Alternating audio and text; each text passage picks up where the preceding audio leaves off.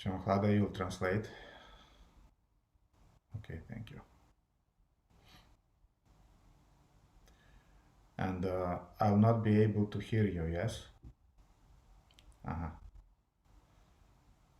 Okay.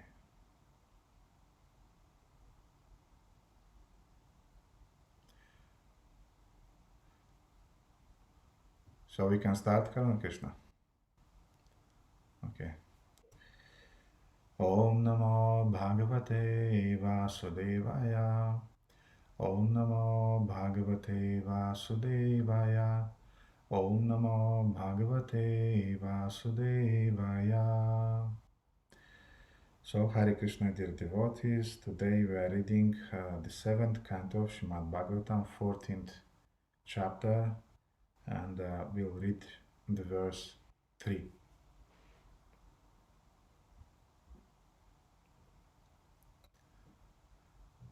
Okay, it's it's unusual because I'm used to hear the translation, and it's anyway. I'll try to get used to that too. So I'll read the verse in Sanskrit, and then I'll read the translation and Srila Prabhupada's purport also.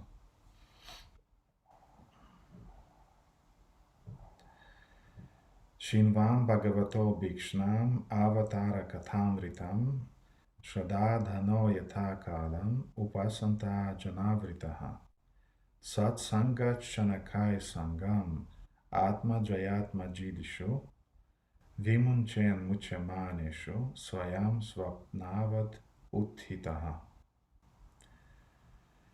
A grihastha must associate again and again with saintly persons, and with great respect he must hear the nectar of the activities of the Supreme Lord and his incarnations, as these activities are described in Srimad Bhagavatam and other Puranas. Thus, one should gradually become detached from affection for his wife and children, exactly like a man awakening from a dream. Purport by His Divine Grace A.C. Bhaktivedanta Swami Srila Prabhupada. The Krishna consciousness movement has been established to give grihastas all over the world an opportunity to hear Srimad Bhagavatam and Bhagavad Gita specifically. The process, as described in many ways, is one of hearing and chanting Srinvata Swakata Krishna Punya Shravana Kirtana. Everyone, especially the grihastas who are muddadhi, ignorant about the goal of life, should be given opportunities to hear about Krishna.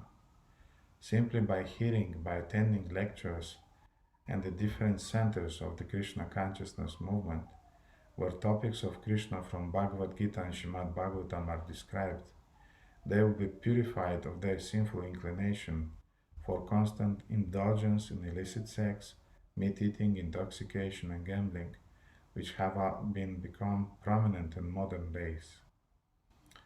Thus they can be raised to the status of light, Punya Shravana Kirtana, simply by joining the Kirtana Hare Krishna, Krishna Krishna, Hare Rama, Rama Rama, Hare Hare, and by hearing about Krishna from Bhagavad Gita. One must be purified, especially if he is also taking prasadam. This is all going on in the Krishna consciousness movement. Another specific description here is Srinvan Bhagavato Bhikshnam Avatara Kathamritam. It is not that because one has once finished Bhagavad Gita, he should not hear it again. The word abhikshnam is very important. We should hear again and again. There is no question of stopping. Even if one has read these topics many times, he should go on reading again and again, because Bhagavad Katha, the words spoken by Krishna and spoken by Krishna's devotees about Krishna, are Amritam, nectar. The more one drinks this Amrita, the more he advances in his eternal life. The human form of life is meant for liberation, but unfortunately, due to the influence of Kali Yuga, every day the grihastas are working hard like asses. Early in the morning they rise and travel even 100 miles away to earn bread. Especially in the Western countries, I have seen that people awaken at 5 o'clock to go to offices and factories to earn their livelihood. People in Calcutta and Bombay also do this every day. They work very hard in the office or factory, and again they spend 3 or 4 hours in transportation returning home.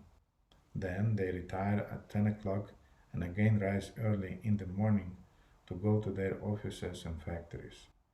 This kind of hard labor is described in the Shastras as the life of pigs and stool eaters. Nayam deho diha bajam riloke, kashtan kamam arthate vidbujam ye. Of all living entities who have accepted material bodies in this world, one who has been awarded this human form should not work hard day and night simply for sense gratification, which is available even for dogs and hogs that eat too. One must find some time for hearing Srimad Bhagavatam and Bhagavad Gita.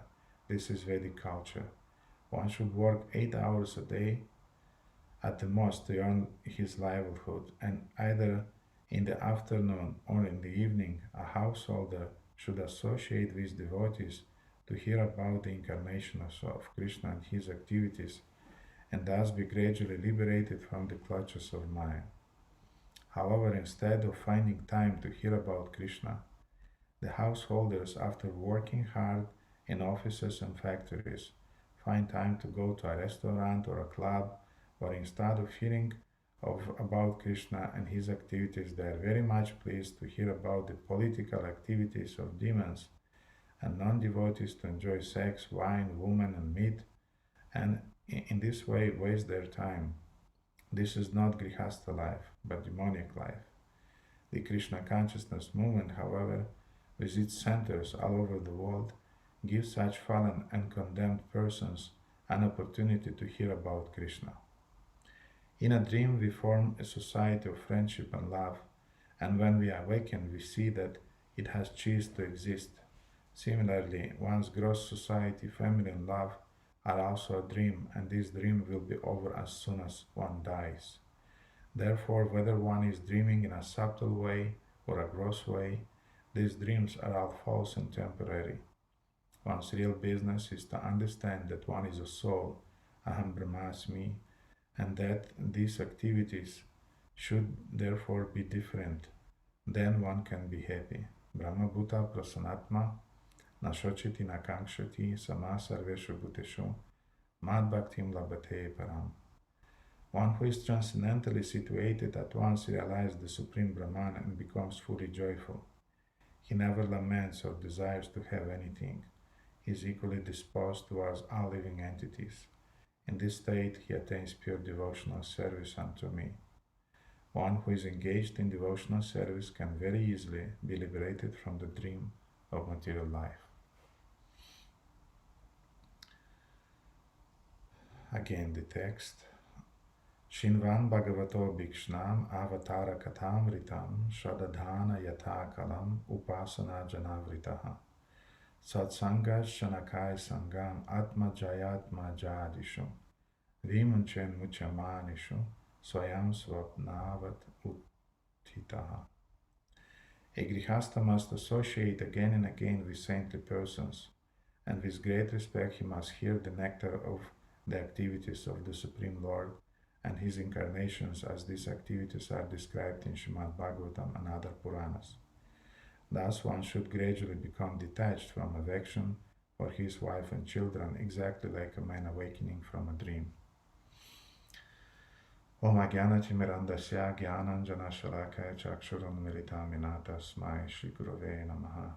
Shri Chaitanya Manobishtam Stapitam Yena Bhutale Swayam Rupa Kadameham Dadati Swapadantikam Vancha Kalpatarabhescha Kripa Sindhubhya Evacha Patitanam Bhavanebhyo Vaishnavebhyo Namo Namaha. Jai Shri Krishna Chaitanya Prabhu Nityananda Shri Advaita Gadadhara Srivasadi Gaura Bhakta Vrinda. Hare Krishna Krishna Krishna Hare Hare Hare Rama Rama Rama Hare Hare. Gurave Gaurachandraya Radhikaya Tadalaya Krishnaya Krishna Bhaktaya Tad Bhaktaya Namo Namo.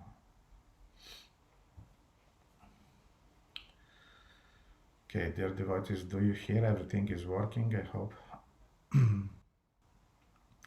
And I don't see Karuna Krishna. He's in the back somewhere, but Shamhlad, I have a question. Maybe we can still turn you on so that I can hear. It's just a question if technically this is possible to be done. If not, I'm not changing the system. Anybody can answer me this?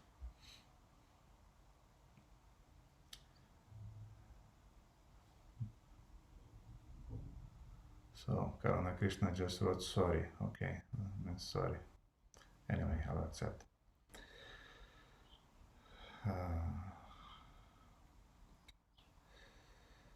So last few classes, when we just started to discuss this chapter about the ideal family life described in Srimad Bhagavatam, we spoke about two models of Grihastha life. One is called Grihastha, another is called Grihameda.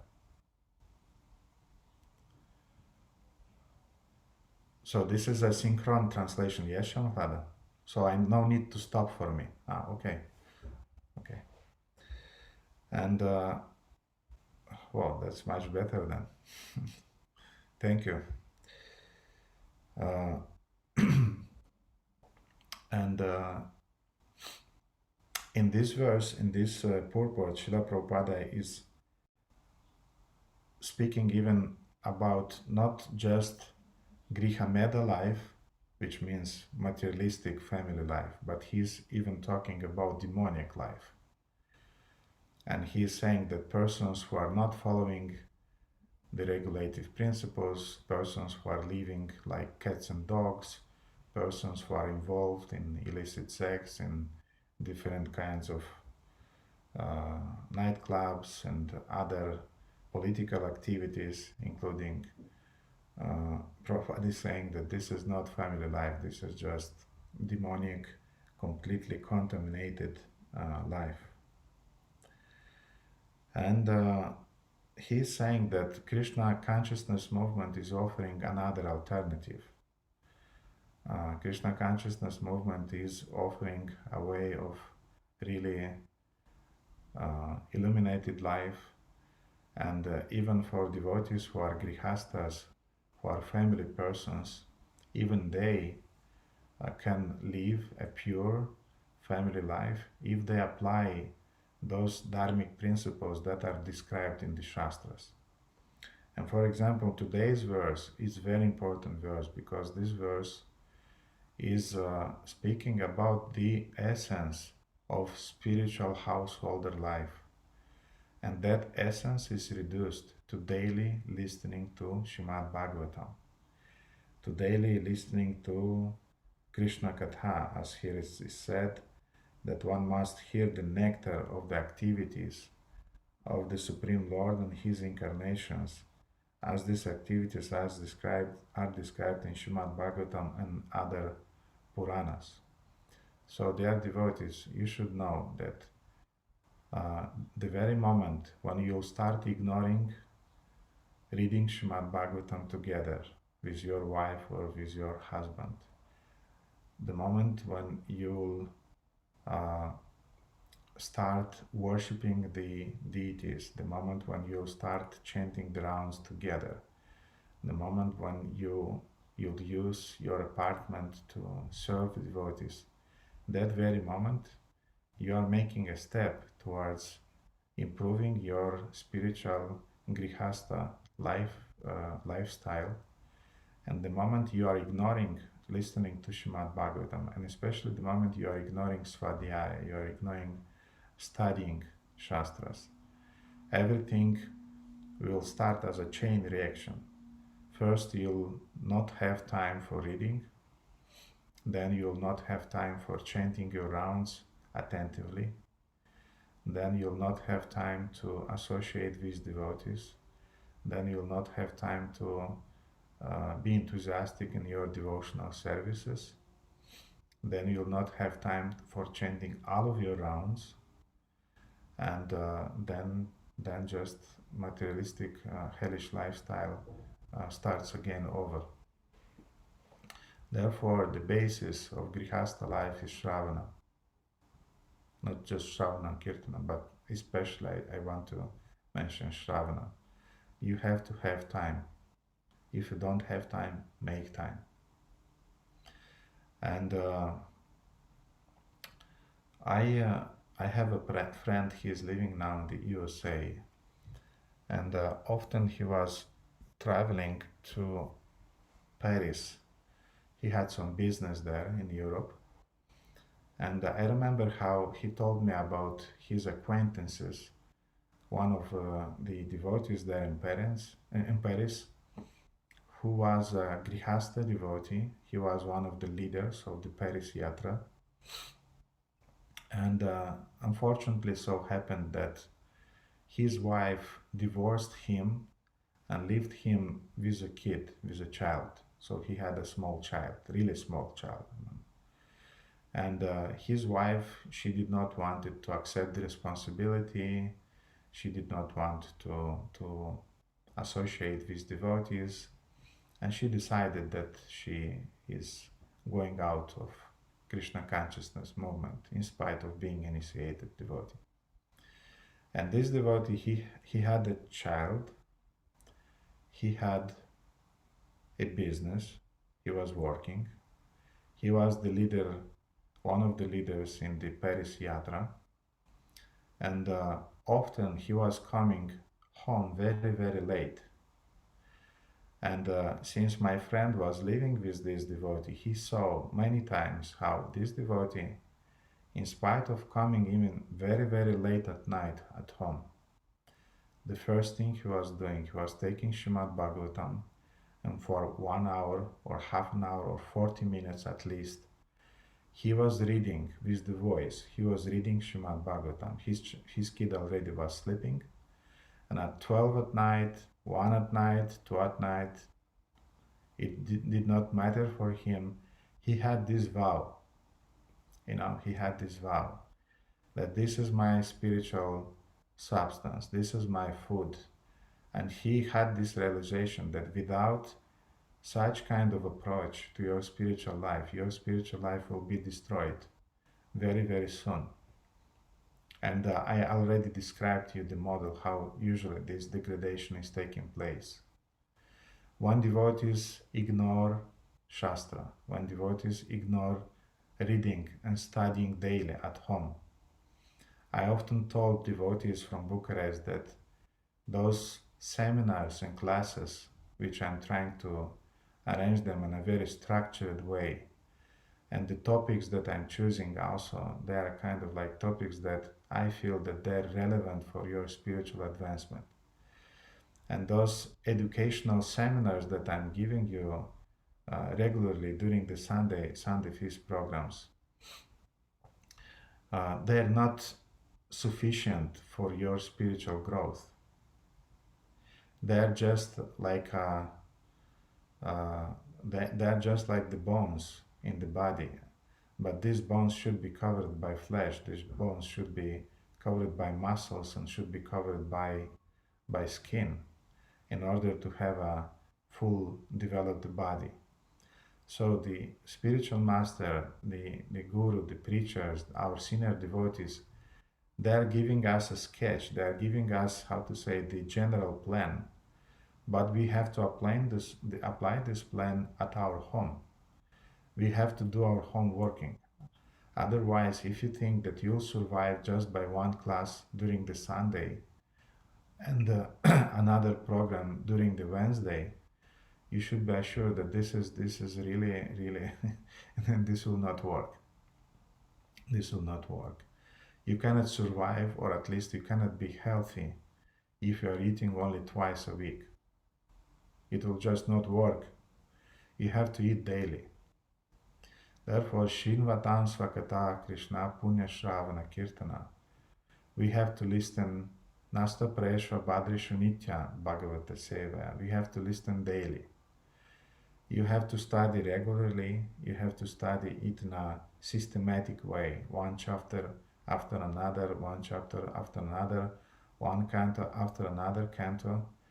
And we also have this facility when devotees have their morning classes. I know Turkish devotees, they have this arrangement.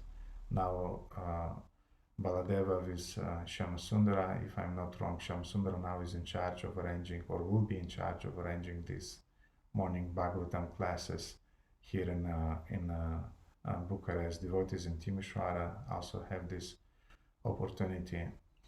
And yes, this is very nice. I mean, hearing Srimad Bhagavatam in the association of devotees, but also you have to have your own taste for being with the Shastra face to face daily. Otherwise, there is no Grihastha life. There is just Griha Meta life. And even this Griha Meta life will degrade to cats and dogs life. And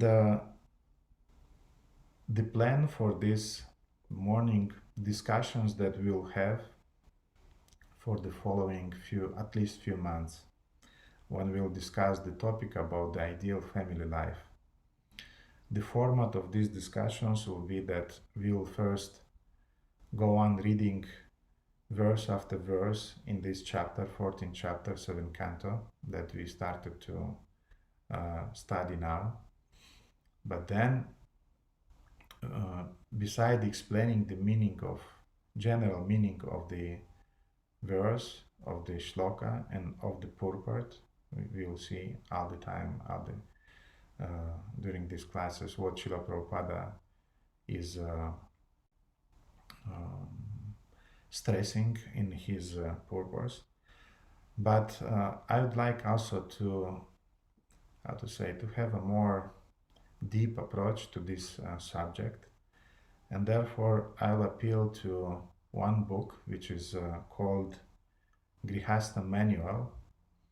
It's a very nice book compiled by devotees in Chaupati in Radha Gopinath Mandir under the guidance of His Holiness Radhanath Swami Maharaj. And I would like to read some sequences or some actually, I would like to read all the chapters that are described here in this manual. The manual is not so big, but in this manual we have topics such as, like, for example, the difference from between the Griha Meda and Grihastha. To some point we already discussed that in the essence, but we will see also some Shastri quotes. The book also presents the duties and responsibilities in general in Grihastha Ashrama. The book is speaking about the depths in Grihastha Ashrama, which depth we have as householders. The book is talking about how to earn one's livelihood in Grihastha Ashrama, so do's and don'ts. In other words, some ethics about how to earn money, because often devotee Grihastha, they also not sure about that. The book is also saying about how to serve guests, how to meet guests, what is the etiquette of serving the guests and parents also, elders, dealing with other living entities, dealing with servants or subordinates. This question also oftentimes is coming, especially for devotees who are CEOs in some companies, for example, and they are working with their own group of people, and it's an important topic. Then, of course, how to sustain and safeguard Krishna consciousness of a devotee children. Then, how is a woman to be treated in Varnashrama system. We'll see also the duties of a husband. We'll hear about the duties of a wife. And we'll hear also about keeping pets at our home. You know, this is a hot topic, keeping pets at our home. You know. And also we'll hear about some key points for the success in Grihastha Ashrama. So these were just some topics that we'll cover in our study. Therefore, again, so the format of our discussions will be: first part, we will discuss the shloka, purport of Srila Prabhupada. I'll explain it, I'll share some understanding, and then we'll study this book. And if you want, for the next time at least, I can share this book in our group, Japa Bhagavatam together, Puja together. I can share it after this program. I'll share it because I'm not going to search it now. And you'll have it. You can have it in front of you during these discussions. And oh, Chandramala Mataji already sent the attachment, so okay. Let me see what you sent there. Yeah, Grihastha manual, so very good. Thank you so much, Chandramala Mataji. So dear devotees, you just open this PDF file or whatever file is there, and you can watch it. You can follow it. And let's start then with the first chapter. Is 1.1, Vedic culture and Grihastha ashrama. I'll read these passages, quotes, I'll say something, and please, dear devotees, if you don't be shy, if you have any questions and we want to discuss, we are not rushing anywhere, we have a lot of time, and we discuss. If you have any questions or things to discuss, then just let me know, and we will discuss. So, 1.1, Vedic culture and Grihastha ashrama. Srila Prabhupada has stated that Grihastha ashrama is meant for regulating the human mind so that it may become peaceful for spiritual advancement. So this is one of the goals of Grihastha ashrama, to have a peaceful mind and to practice together Krishna consciousness in a Shanti atmosphere, not in the atmosphere of agitation, not in the atmosphere of stress, not in the atmosphere of depression, but in an atmosphere which is maximum conducive for our spiritual advancement. Therefore, this is the idea, the whole idea of spiritual partnership in the family life. And husband and wife, they should be conducive, or they should conduct and behave themselves in such a way that their partner will have the peace of mind, and their kids also will be peaceful. So beside many other advantages and motivations why devotees should meditate on having a nice grihastha life together, one of the idea behind it is a peaceful life, not agitated life. A human being is endowed with a gross body and a subtle body. To maintain the gross body, there is a need for accumulating wealth, a house, household items, grains, etc. For the prospects of the subtle body, one needs proper spiritual knowledge and occupation. So we have our bodily needs, we have our spiritual needs. In a sense, we can say, we can add to here that we have also some psychological needs. Because very often I saw that we have two types of devotees who got married. We have young devotees who just joined Krishna consciousness, and we have older devotees who've been in Grihastha ashrama at least 2 years or 5 years. And I immediately could see the difference between these two types of Grihasthas. For example, devotees who are just young in their Krishna consciousness and they're getting married, often, I'm not saying that always, but often this is happening because they just cannot control their sexual impulse, and therefore they are trying to deal with it in a sattvic way by getting married.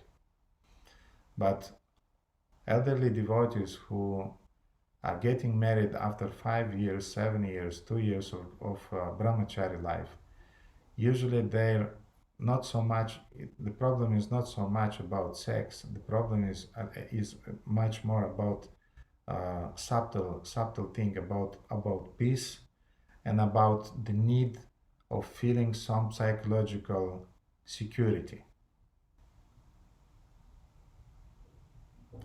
For example, I shared with you that for me it was very disturbing in the ashram that it was very noisy, and I usually am my tolerance to noise is very low. I cannot tolerate noise. I don't like noise. And it was a very noisy place, and I could not study, I could not read, I could not put together myself when I was tired or broken. And this was my main motivation. I need my space. I need my space. I need my space where I can practice my internal spiritual life. And this is the one of the motivation why devotees they want to change their ashrama.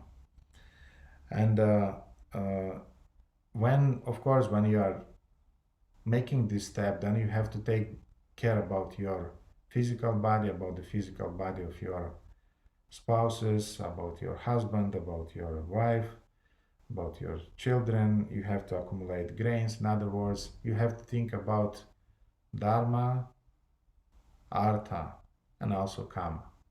It's inevitable. These three things you have to consider: dharma, artha, and kama. And if you are considering only dharma, artha, and kama, or only kama, then definitely this is not a grihastha ashrama. This is a grihamedi lifestyle. But when you are considering dharma, artha, kama, and moksha being the goal or liberation, which in our Gaudiya Vaishnava terms means devotional service, then it's another thing. Then it's a grihastha ashrama. So don't forget, ashrama means to get rid of shrama, to get rid of over endeavor in the material life. So when the goal of devotee grihastha is to get liberation, and we are helping each other to go towards liberation, this is grihastha ashrama. When the goal is just to have us to spend nice time together and to gratify the senses, sooner or later this will stop. And you remember the description that I gave during the last class about these 4 types of families, 4 model of families: the family model, or the lifetime of a householder in mode of ignorance, and mode of passion, mode of goodness, and mode of transcendental mode. So for the prospect of the subtle body, one needs proper spiritual knowledge and occupation.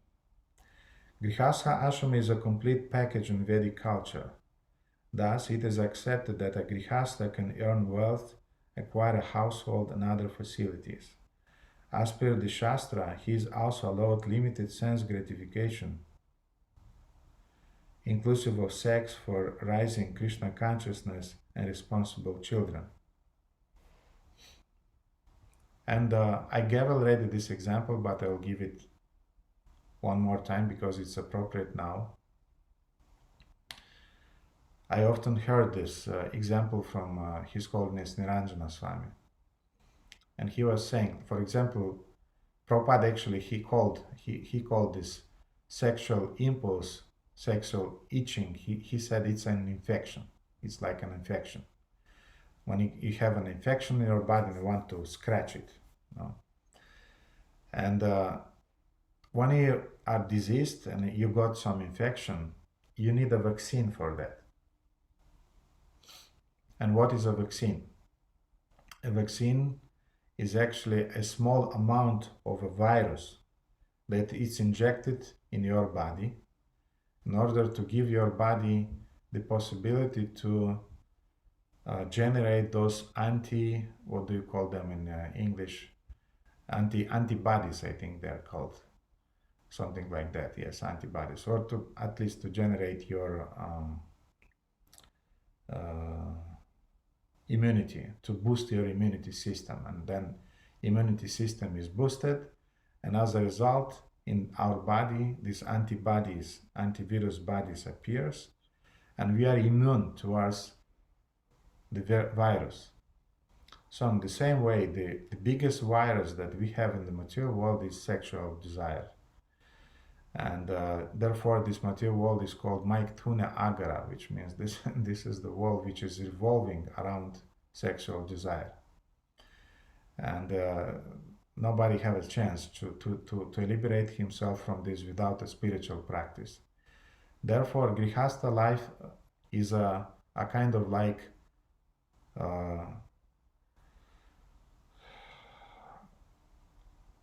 vaccine that is injected, or that's allowed for us. We are allowed to have a little of sexual life under the rules and regulations of the Shastras. Very easily we get disappointed about that, and then you have a peace of mind which allows you to concentrate on your spiritual life. So this is the idea of this saying when Prabhupada, some devotees were complaining to Prabhupada that they are not able to control their sexual desire. Prabhupada said, get married. Get married. Why? Because in the Grihastha life you'll have a dose of sex life, and then you'll get disappointed, you'll have the antibody in your body, and you'll be able to concentrate peacefully on your spiritual life.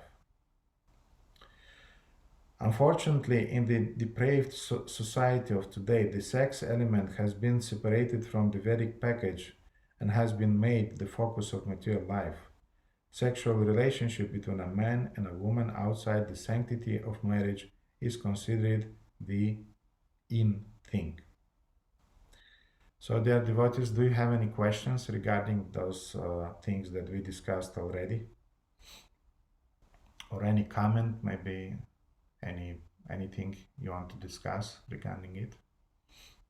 Any clarification?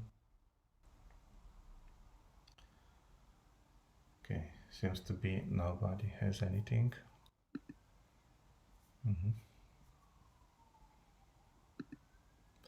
Good. Then let's proceed further, and I will read the next passage. Oh, Antonina has. Okay, Antonina, please.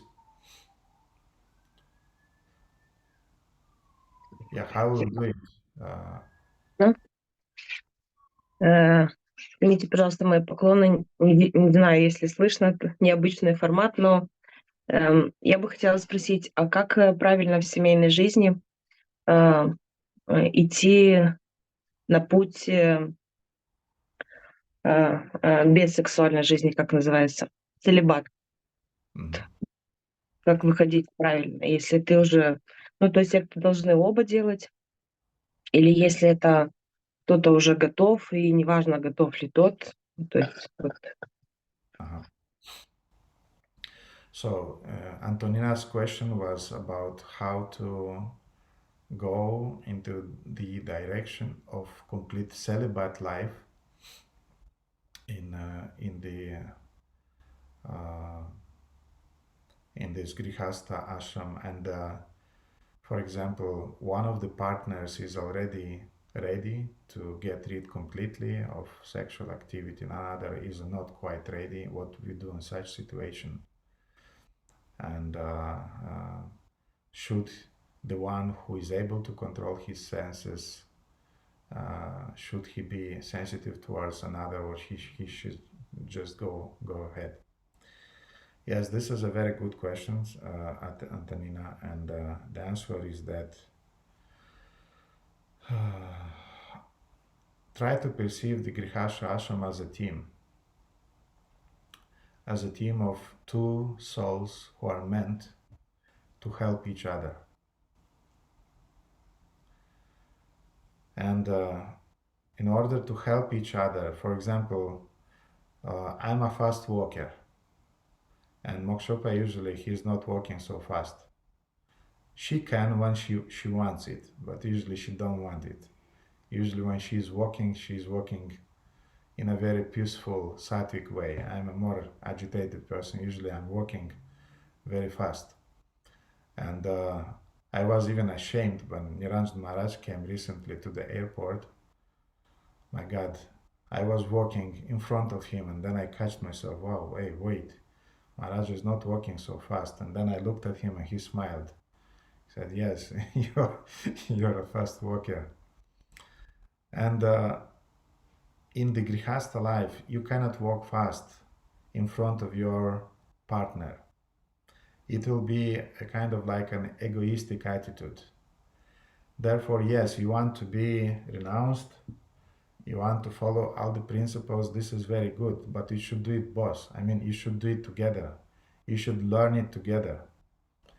Because otherwise, if you are not working together, your partner is behind. This will definitely create some tensions in your relationships. Therefore, as a principle, I answer it now as a principle. I will not go into details, but via communication and via common spiritual practice together, you should put your goal together. This is our goal. For example, towards 45, 50 years already to not have any sexual activity together. And of course, for young devotees, this is not so easy. Yes, I know that we have this regulative principle of no sex, no illicit sex, and sex only for conceiving children. Sure, this is the standard that should be followed. But sometimes, unfortunately, even if initiated devotees, they are not able to follow this principle. I mean, to follow that kind of standard in following this principle. Therefore, the answer usually that is coming from the spiritual master, this topic should be discussed with your spiritual master. And usually the recommendation is that, okay, you should start to control it.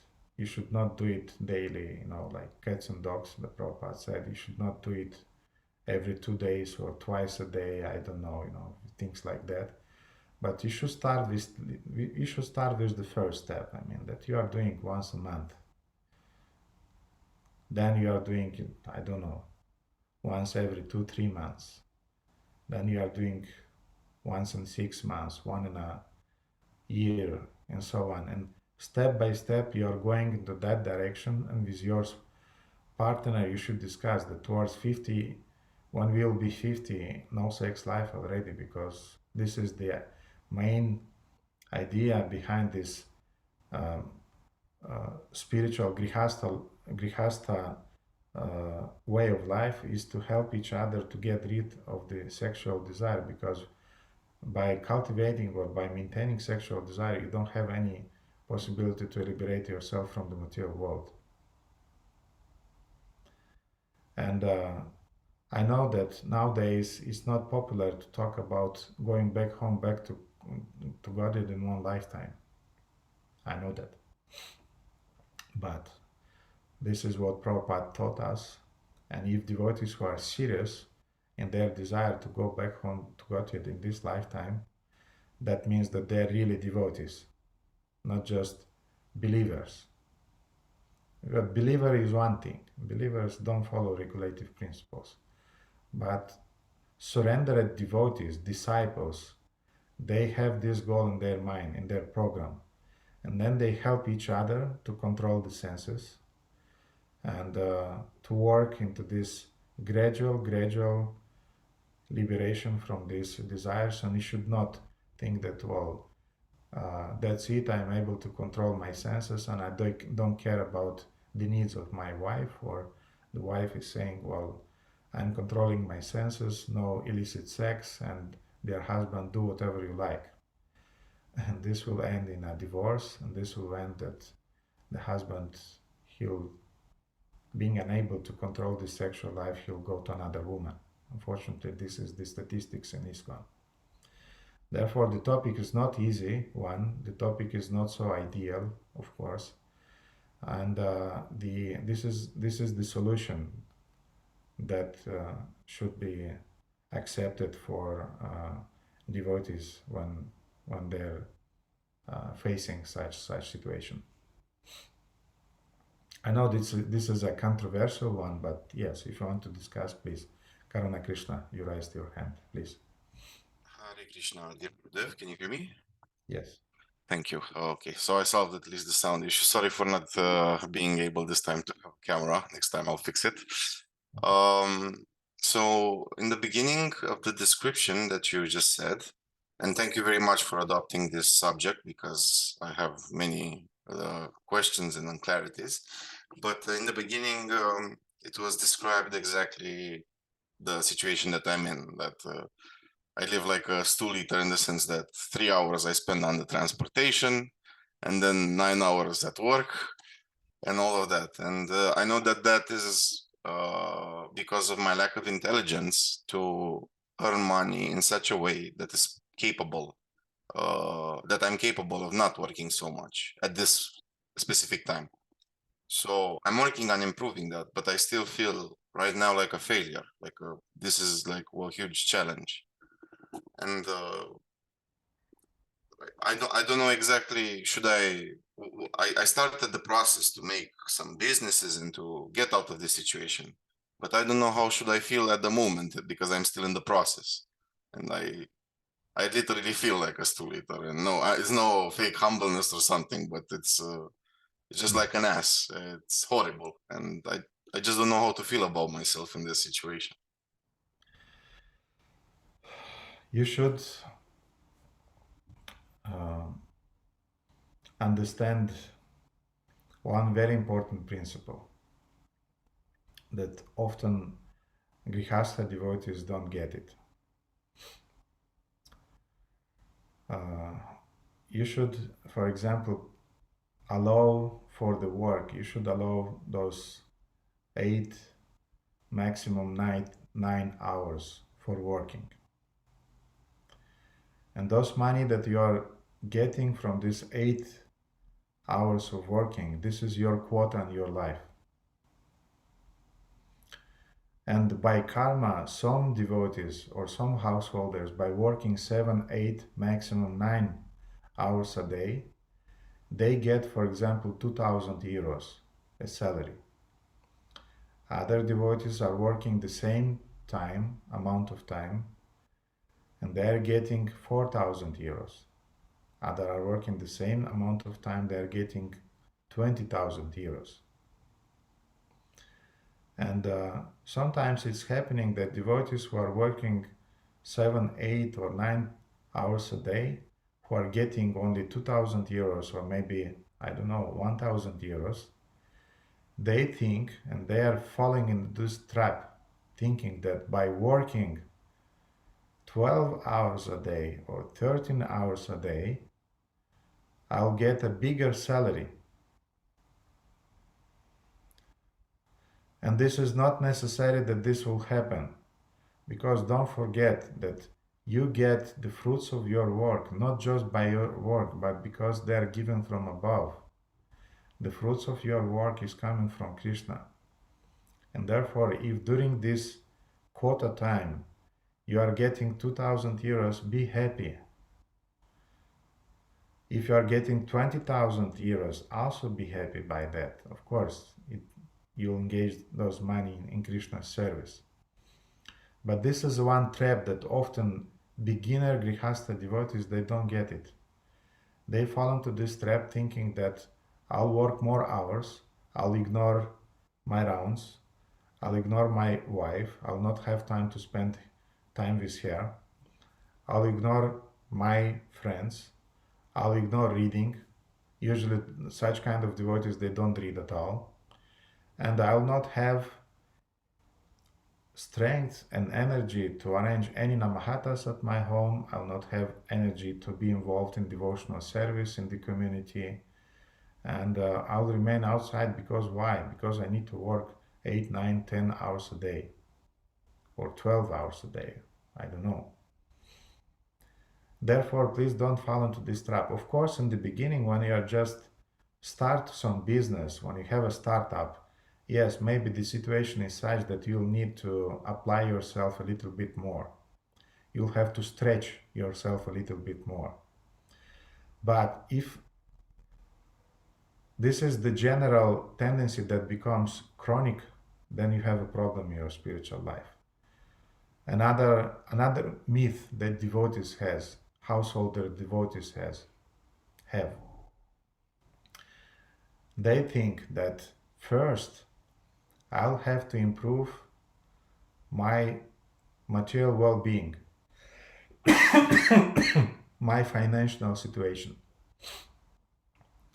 And then when I'll improve my financial situation, and we have different motives for that. For example, my wife is demanding more money. And this is a problem often because the wives, they don't have a Brahminical mentality.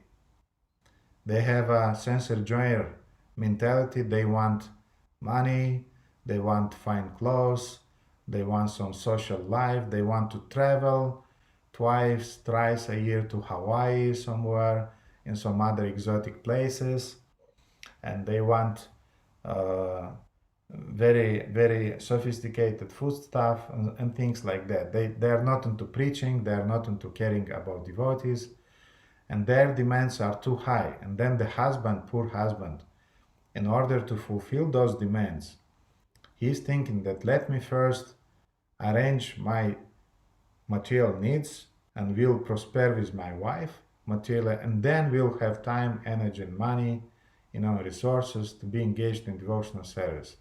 Dear devotees, this is an illusion. This will never happen. Forget it. Because you'll not be prosperous either in material life, neither in the spiritual life. You'll destroy your spiritual life, and the material life you'll also not be prosperous, because you'll not have the energy to do that. Therefore, there are traps. There are let's say there are disbalances. I mean, there are lack of balance. You don't know how to keep the balance, especially in the beginning of your householder life. And what I want to say is that don't be a person who wants things immediately. That, okay, in 1 year or 2 years, I'm just pushing my energy into business, into acquiring money, and in 1 or 2 years, I'll get a big salary, and then I'll start doing my spiritual life. This is another illusion. It will never happen. You'll just destroy your material life and your spiritual life also. Therefore, try to understand Ishavasya midam sarvam yet kincha jagatyam jagat. Tenatek tena bunjita matgrida kasya svidanam. Ishavasya midam sarvam yet kincha jagatyam jagat. Everyone in the material life has a quota. If you can work 7 hours and you have millions of dollars, that's your quota. If you can work 7-8 hours and you have 1,000 euros, 2,000 euros, you have to learn to live by that quota and be happy and satisfied and have enough time for chanting and reading, and especially for reading, for studying. Because if there is no studying, there is no Grihastha ashrama. There is immediately Grihameda ashrama. And please believe me, because for 30 years I saw devotees, Grihasthas, either falling into this trap or avoiding it, having some spiritual intelligence and guidance, they are avoiding it. Therefore, yes, you have to grow in your career, you have to improve your business, but be a little bit patient and try to do it in the frame of those 7-8 hours that you have, in order to maintain your sanity and maintain your peace of mind.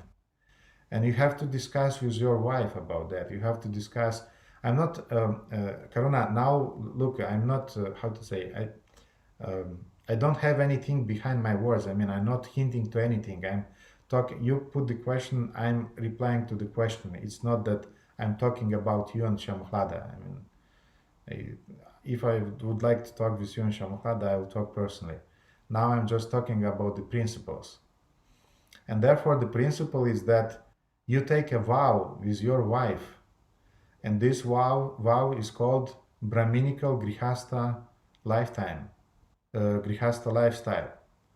And the vow is, yes, if you have thousands of euros immediately, that's your quota. If you don't have it immediately, still work those 7-8 hours and keep things in the balance. And also what I want to say is that now I'm talking to you, Karuna Krishna, because from the material point of view, you are quite young, 20-something years, quite young.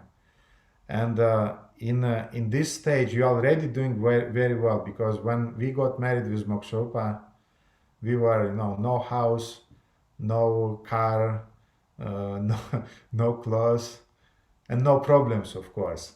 But what I want to say that when you stick to your dharma, Artha will come later. And by Krishna's grace, I never thought that I'll have a car in my life. I never thought that I will have an apartment in my life. Krishna arranged. Why? Because we stick together. We stayed together. We kept. I also was working for 1.5 years when we just got married, but we were keeping devotional life as a priority. And then other of our time, in those 7-8 hours, we were working with Mokshup, and we had different things, different jobs, and we were satisfied with those things that we had. And I know what does it mean to buy clothes from the second hand. I know what does it mean to eat only some cereals and some radish, without having any food. We've been quite some years in that capacity, in that situation. But devotional service, our sadhana, was the priority still. And then we saw the effect that when you stick with your dharma, you stick together, remain together. When the husband are helping together spiritually, and they have a very deep friendship, they have a common understanding, artha is coming because they are following dharma. Therefore, dharma, then artha, and then kama. Kama in that sense doesn't mean sexual enjoyment. In that sense, kama will mean some peace of mind, some gratification, or some facilities which will make your life easier. Therefore, since you asked Radha Govinda Dasa, this is the answer of Radha Govinda Dasa. You can ask other devotees, maybe they have other answers, but this is my realization. This is my, when we just, the fire sacrifice of our Vivaha Yagya, when it ended, when it finished, the senior devotee who was in charge of our community at that time, he came to me and he asked, so now you got married, what do you want to do with your life? I said, I don't know, I want to be an exemplary grihasta who is working, who is taking care about family, things like that. And he said, please understand one thing. If you live a Brahminical lifestyle and you dedicate as a priority your energy for devotional service, Ananyas Chintayanto Mam Yejana Paripasute, Tisham Nitya Biyuktanam Yoga Kshema Vahamyaham. Krishna will give you whatever you lack, and he'll preserve those things that you already have. And this was more or less, this was the motto of our Grihasta life with Moksha. And yes, you can say that we are not so advanced, we are not so Brahminical here and there, this and that. I understand that. Yes, you should not imitate myself and Moksha. We had other circumstances, and yes, the situation in ISKCON at that time was other. It was an urgency, the senior devotees, they educated us that you should sacrifice your life for Srila Prabhupada's movement. And I'm not saying that you should imitate our lifestyle, but still, please understand those principles. The principle of Grihasta lifestyle is simple living, high thinking. And simple living means 7-8 hours of work, and whatever you are getting from these 7-8 hours, that's your quota. And if you are smart, then work smart, Karuna Krishna, not work hard. And you are smart. You are smart. Therefore, work smart. Think how to get the maximum from these 7-8 hours, and not fall into the trap that I'll work 12 hours and I'll be prosperous. No. You'll just get insane. You'll not have time for yourself. You'll not have time for your wife. You'll not have time for your sadhana, and then that's it. Thank you very, very much, Gurudev. Things are much clearer now. Thank you. Thank you for this nice question. Serhat Prabhu, please. Hare Krishna, Gurudev. My question is very short. Do we have to switch to the Grihasta life? What do you mean by switch? Switch brahmacharya life and grihastha life. I have to grihastha life. Yeah.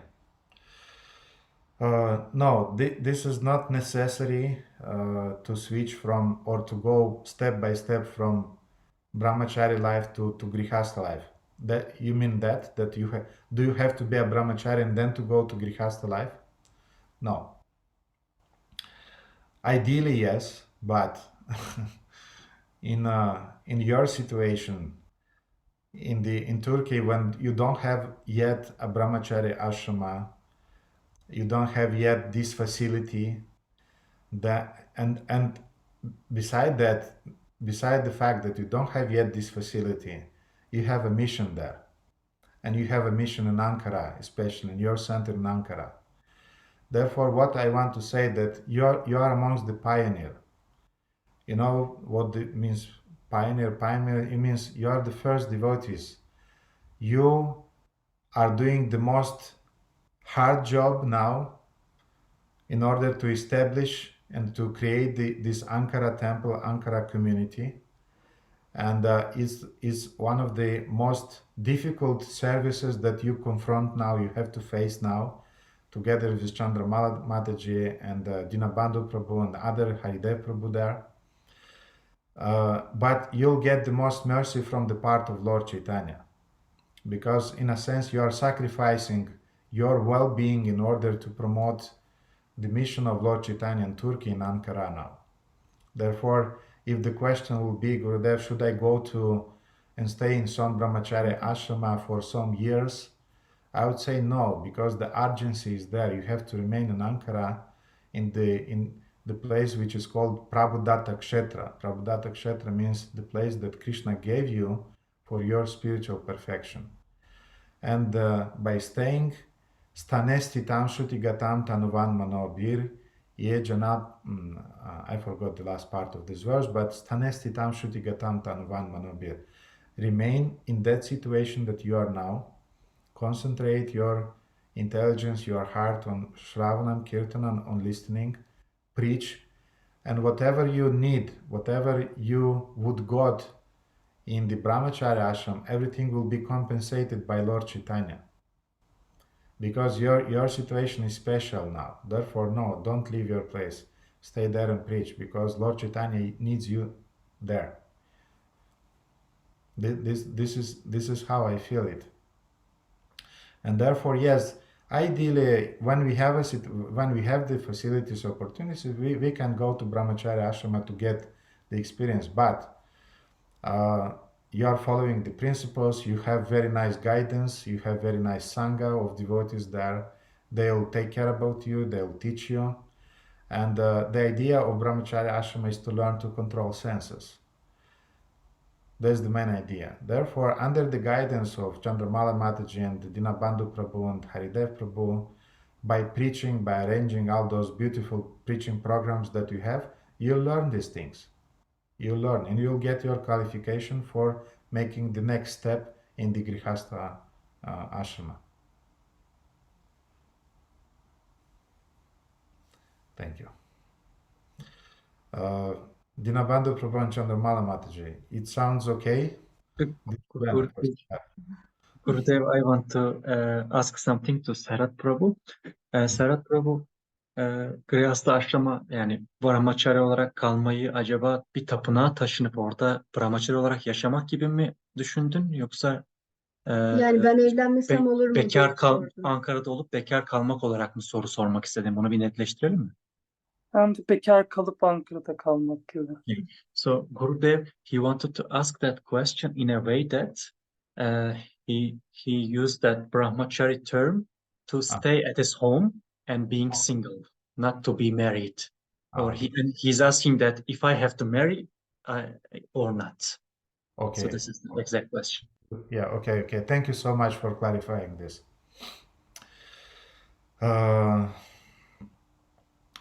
I would say for now, don't rush into getting married. And for now, you should control your senses. For now, just be engaged in preaching, be engaged in all those activities, wonderful activities that you are arranging there in Ankara. And in a year, in a 2, in a 3, Krishna will show you, and you'll feel it yourself, what you should do further. You should remain single and advance spiritually from this position, or you should make the next step and get married. We will see what is in Krishna's plan. But for now, I would say that when you're just quite young in your Krishna consciousness, better for you to get grounded in Krishna consciousness. Better for you to get stronger in your Krishna consciousness. And then we'll see what Krishna will have in his plan for you. Okay. Victor Prabhu. Хари Кришна, дорогой Гурудев, Гурумата, все преданные, примите, пожалуйста, мои поклоны, слава Шриле Прабхупаде. Гурудев, позвольте задать вопрос личный в контексте этой темы.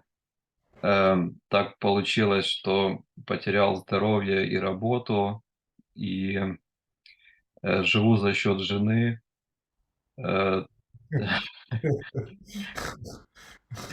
Здоровье потихоньку восстанавливается, работа сама себя не находит.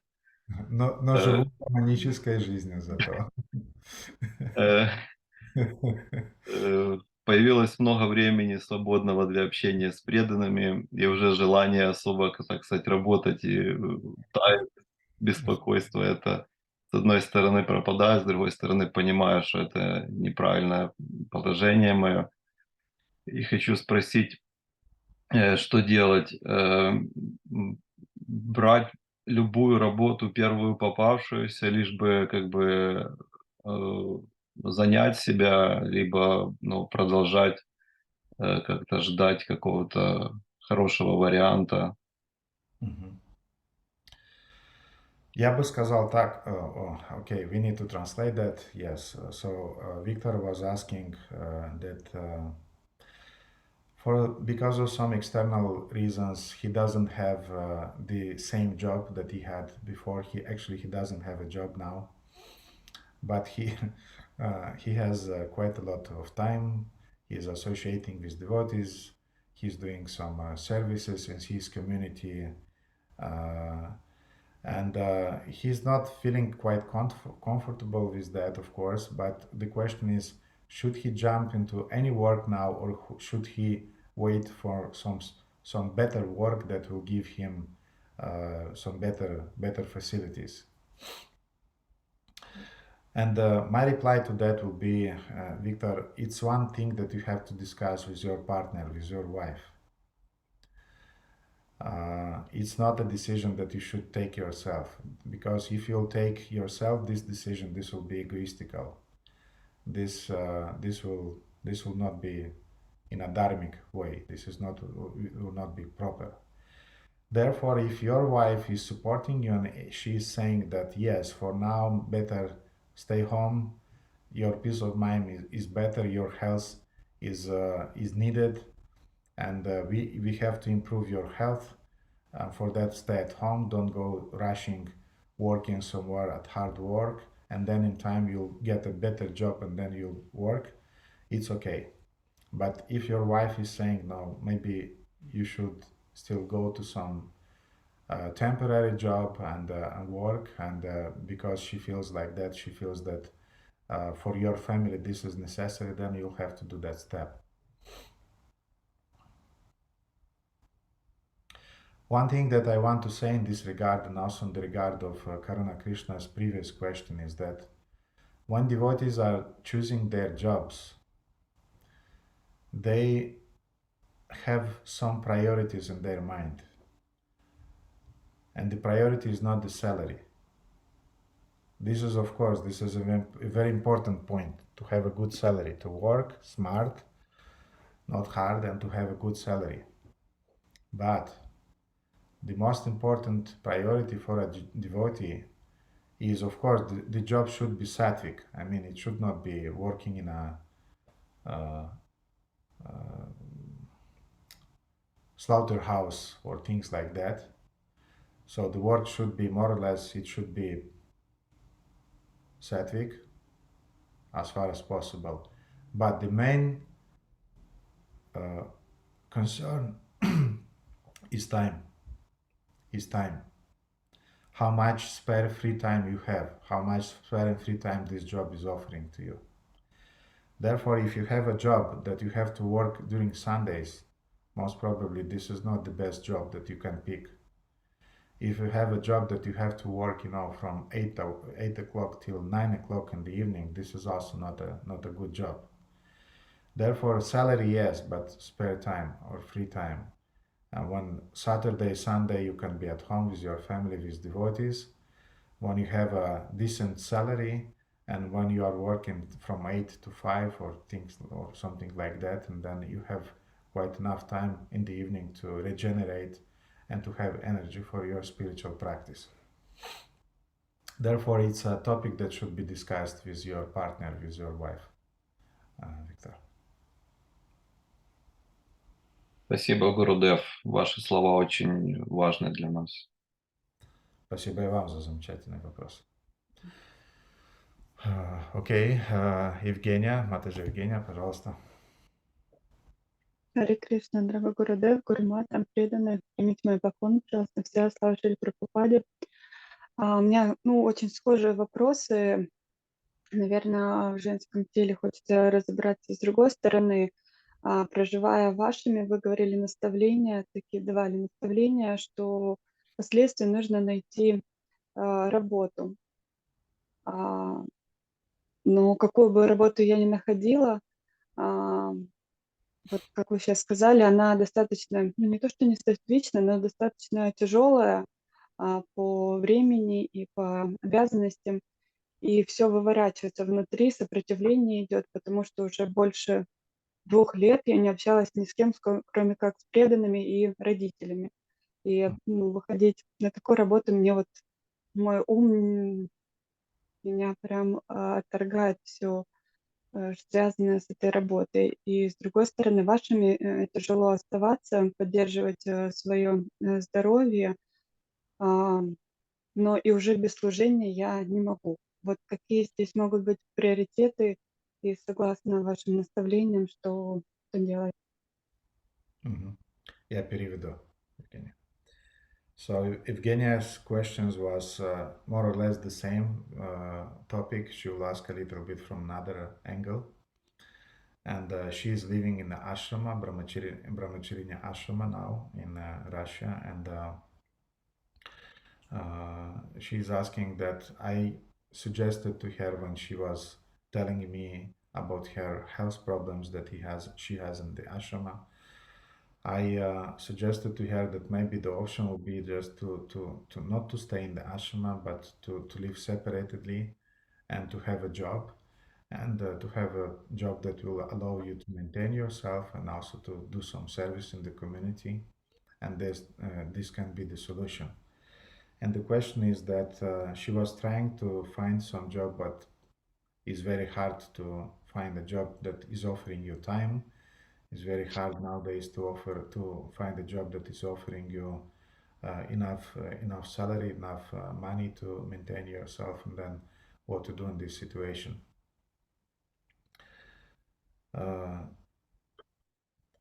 My advice was given in the context that your health was really deteriorating,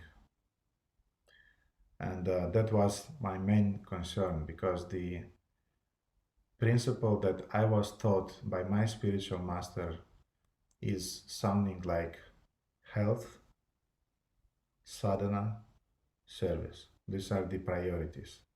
And the health is our priority. Then sadhana, and then devotional service. Usually it's vice versa. Usually it's either service is first, and sadhana is second, and health is on the last thing that we are concerned, or maybe sadhana is first, and then seva, and so on. But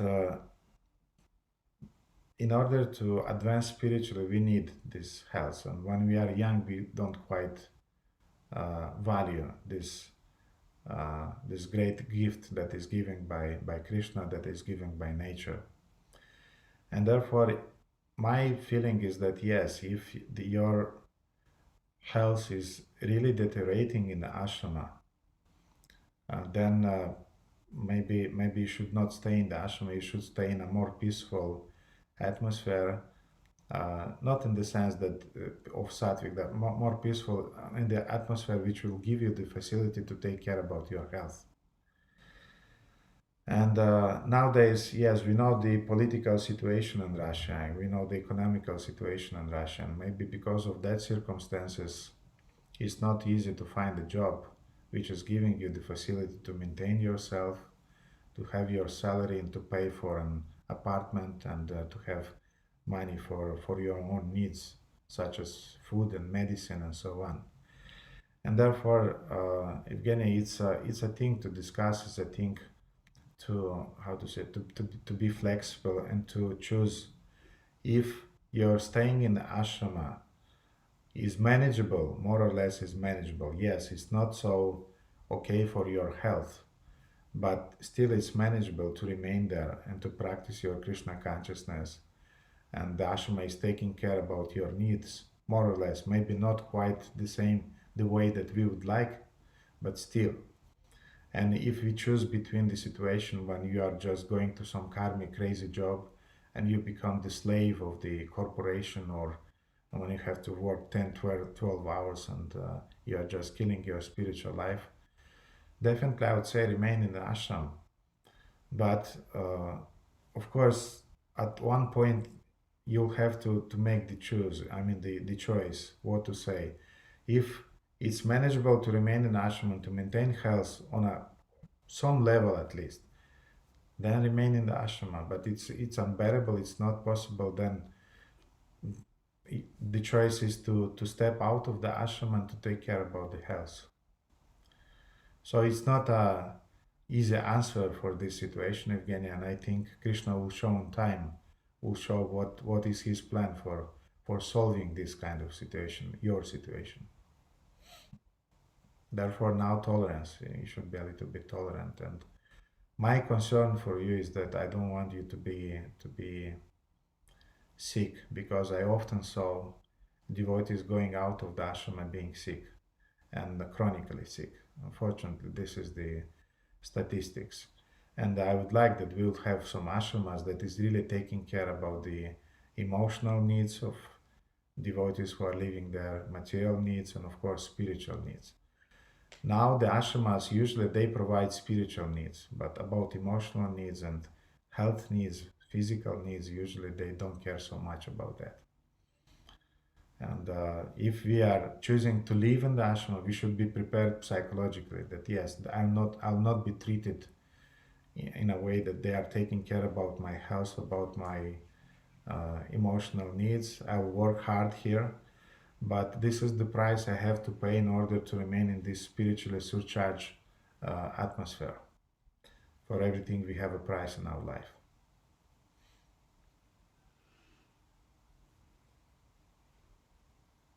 Okay, thank you. Да, Алена Матаджи. Харе Кришна, дорогой Гурудев, Гурумата, преданные, примите, пожалуйста, мои поклоны. Все слава Шри Прабхупаде. Гурудев, мне тоже мне нужно именно ваше мнение, как вы считаете для ваших учеников, стоит ли... В общем, у меня такая ситуация, что в своем грехастхашраме я как бы делаю все и сама. И, соответственно, если советоваться, то только с самой собой, разума не хватает на это. И у меня такой вопрос. Я к своей работе подхожу так. Вот Кришна ее дает, то есть у меня консультация. То есть консультация, есть заработок. Нет консультации, нету заработка, но при этом я способна быть достаточно удовлетворенной тем, что получаю. Вот, потому что помощь, она не только финансовая приходит, она по-разному. Вот, но есть преданные, мнения которых мне авторитетны, это мои подруги, старшие преданные, которые, скажем так, не одобряют такой подход в плане, что принять Кришну мужем — это, конечно, здорово, но надо смотреть на реальность, а не быть сентиментальной, и нужно все-таки работать, обеспечивать. И вот если говорить о приоритетах, для меня духовная практика в приоритете по одной простой причине: если у меня ее нет, я не могу заниматься ничем. То есть мне просто плохо. Вот. И, соответственно, падает все, падает взаимодействие с детьми, ну, обеспечение дома и так далее. И мой вопрос такой вот: как для вашего ученика, насколько безответственен вот такой подход, насколько он ну, сентиментальный, далекий от реальности? Вот как мне сказали, да, что как же это, простите, слово забыла, как саду, по-моему, или как, ну, в общем, мне сказали: ты живешь типа как саду, или еще кто-то, что типа что послали, то и хорошо, а нужно ну, брать быка за рога и брать ответственность за свою жизнь. Вот я не понимаю вот этой грани, где вот этот вот, ну, осознанный выбор, что я вот так расставляю приоритеты, да, и в то же время, ну, как взрослая женщина, у которой есть дети, нужно быть ответственной все-таки, ну вот, ну как бы зарабатывать, да. Вот, при том, что, еще раз говорю, я несколько лет уже вот этот вот тайм-менеджмент изучаю, как-то все время, ну, передвигаю все. И для меня очевидно, да, что вот, вот такой вот подход, там 5-6, даже 5 часов на работе, это скажется негативно на всем, потому что времени и так сейчас практически не хватает. Вот. Мне очень нужно ваше мнение. Мне нужно понимать, мой подход, он безответственный, незрелый, или это, ну, как бы, окей, вот, как-то так. Спасибо. Я переведу. So Alana's question is that she's living alone. She has kids. She doesn't live with a husband. She's living alone. She's maintaining herself, and she's doing some consultations with some persons who from time to time address her for counseling, and she doesn't have a full-time job. She's a kind of like partial job that she's doing, and some of devotees are of the opinion that she's living like a sadhu and just being happy with whatever is coming by itself. And the concern of those devotees is that you should have a full-time job, and you should concentrate on material prosperity in order to maintain yourself and to maintain the family. And the question was, what is your opinion regarding your disciples? What your disciples should do? Should they be concerned first of all with material prosperity or with the spiritual prosperity? Because in my situation, if I am concerned with material prosperity, then spiritually I don't feel good. Therefore, I work maybe 4 hours a day or 5 hours a day. If I work more, then it's becoming difficult for me from the spiritual point of view. I don't think that I have a unique, common, standard formula for all of my disciples' householders, because every family is a unique situation. Every family has a Desha Kalapatra. Therefore, what is working for you is not working for other grihastas. What is working for those grihastas will not work in your case. And therefore, yes, you should have your own feeling about what is working for yourself, what is the formula of success, and what is the formula of keeping things in balance. Therefore, my concern would be that your kids are taken care, that you are taking care, that you have enough finances, to maintain yourself, to maintain your kids, to pay the bills. And yes, maybe your life is a little bit simpler than the life of other your friends and so on, but so far as you have time for doing your sadhana, and it's enough for you for living, and it's enough for you to maintain your kids, things are working. Because again, Prabhupada is writing, the sense of our life is not to work like cats and dogs, you know. The purpose of human life is to work less and to advance more spiritually. Therefore, keep things in balance. If you feel that it's not enough money to maintain your kids, yes, you'll need to work a little bit more. But if so far things are okay and you are able to maintain yourself, and then things are doing well. Therefore, yes, senior devotees or other devotees, sometimes they can have some opinions, and I hope they're not imposing those opinions on you. You should be concerned with their opinions, but at the same time, you know better how things are working for your private situation.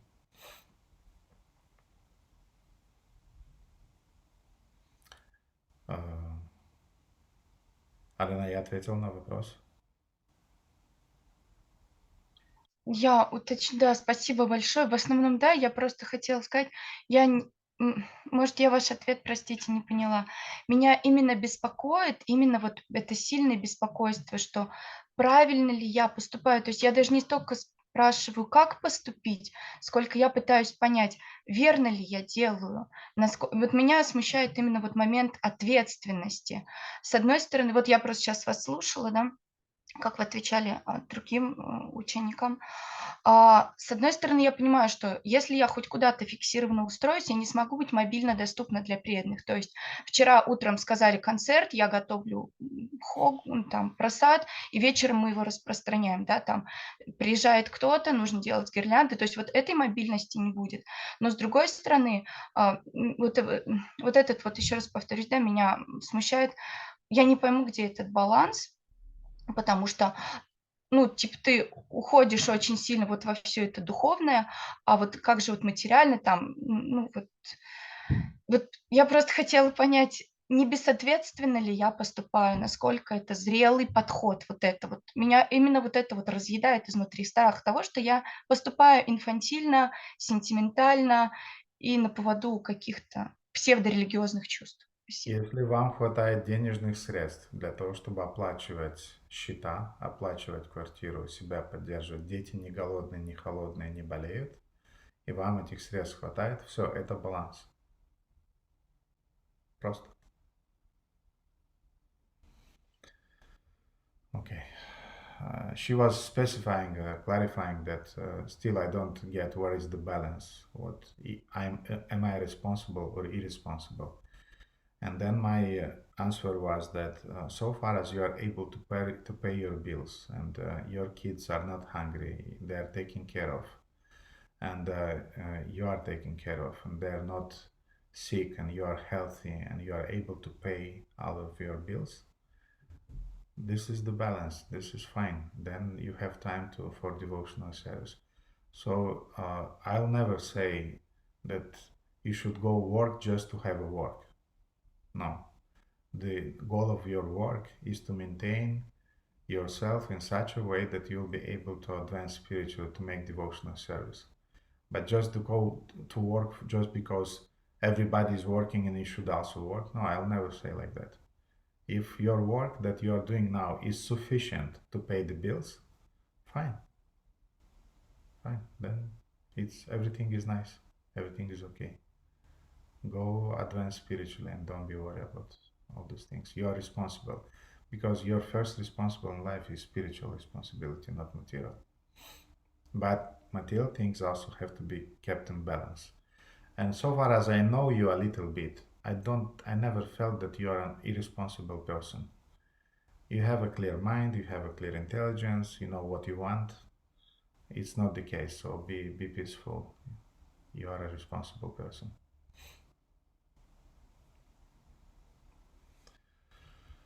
Okay, anybody else?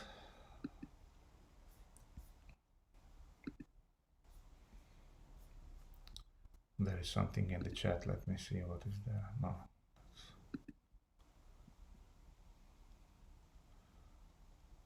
Мата Джеймуна тянула руку. Кто? Мата Джеймуна. Шиматимуна. Но она... Ямуна младшая, старшая, которая из них? Старшая с Румынии. Я видела, как руку натянула, и я поэтому... Ямуна, tu ai vreo întrebare?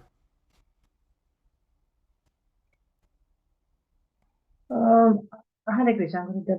La început mă gândeam că sunt și situații în care am fost căsătoriți într-un anumit fel și apoi pe parcurs unul dintre, cum ar fi situația mea, a devenit, sau încearcă să devină devotat și celălalt rămâne. Dar pe urmă eu mi-am clarificat, când ați răspuns la ceilalți, le-am clarificat așa. Și cum ar trebui să ne încadrăm noi, cum ar trebui să vedem acest lucru. Dar, practic, este viața mea de până acum și nu am nicio întrebare, iertați-mă.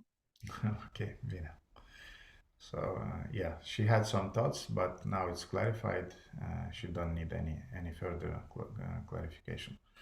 Yes, Dinabandhu Prabhu or Chandramala Mataji. Yeah.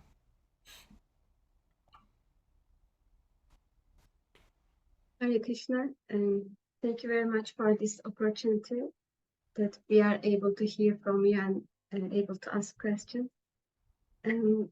I have a question about the meaning or definition of quota for a Grihastha life. And does it mean the money comes from the earning of the man, or does it mean both? I mean, what does it mean exactly? When we can understand this is our quota and we should be happy with that. For example, I'm not working. I can work, but I like to translate because there are some books which are not in Turkish yet. And so my inclination is to give my time, especially for this translation service and other services. But on the other hand, we usually have economic problems. We are somehow passing the month, but sometimes we have difficulty to put money for example, go to Krishnavali or India.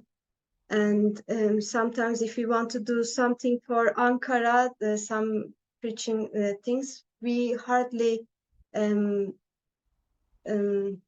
how we can say find the Lakshmi. So I sometimes feel myself in between. Do I have to work and contribute the salary for the home and be more able to travel and do something for Ankara, or at the end we are not hungry, or somehow we are okay, we don't need to rent for now for a couple of years, so it's okay for me to continue translate and do other services and just depend on his incoming. So what is the quota for our family? I am lazy, I have to do something, but I don't do or... Yes. Thank you so much. My reply will be addressed to your situation, not to, how to say, to general situation of devotees, because your situation is unique situation. You are now at the beginning of, even though Turkish Yatra is already developing for 20 years, but still, you are in the situation when you are pioneers. So you are the first devotees, like an army, there are first squads that are going in the front and they are doing the most difficult job. This is the special force that is going in the front and is fighting in the front. And then other forces are following. So in that sense, you in Ankara and also to some degree devotees here in Bucharest is the same situation.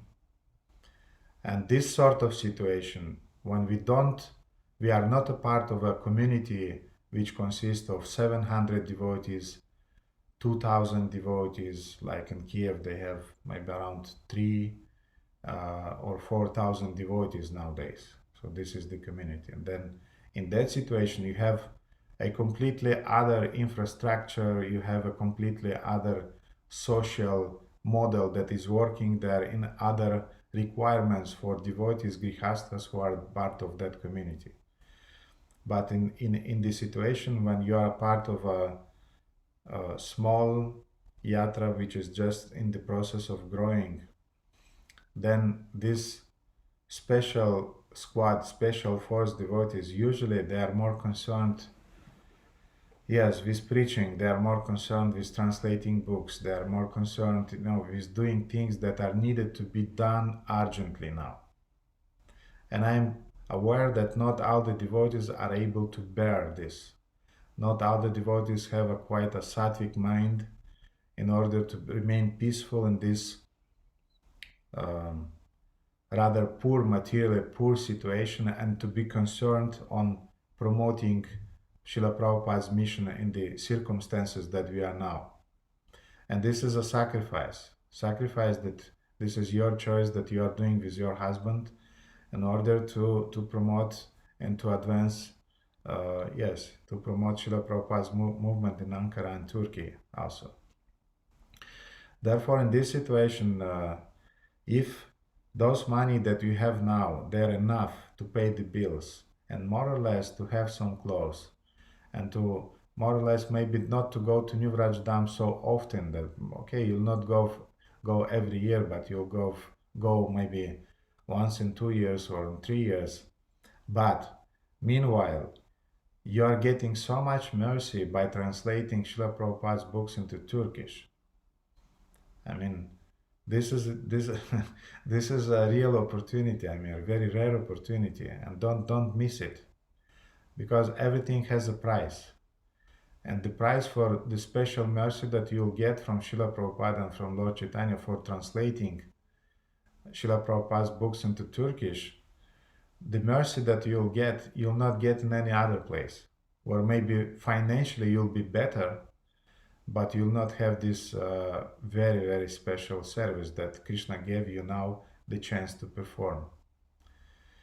Therefore, look at it from this point of view, from this side. Of course, if again both of you will feel that you don't have enough money to pay the bills, then of course you'll have to do some steps in that direction. But it's also a decision that should be taken between both of you, between you and Dinabandhu Prabhu. So what is our goal? What is our vrata? What is our long-term goal? What is our short-term goal? Are we going to live a very simple Brahminical lifestyle and dedicate our energy to preaching and our energy to promote Srila Prabhupada's movement? And this means that income will come not regularly. It will come, sometimes it will come, sometimes it will not come. And this is the very weak point that is determining who is a Brahmana and who is not a Brahmana. A Shudra, he wants monthly salary, because this is what is giving him or her the security, the feeling, the sense of security. Every month on my card I'm getting money. And from this is coming my sense of security. But a Brahmana, he doesn't work like that. He doesn't need to feel this kind of security. He is feeling secure whenever Krishna is sending something. I'm feeling secure because Krishna is sending me money. Krishna is sending me facilities.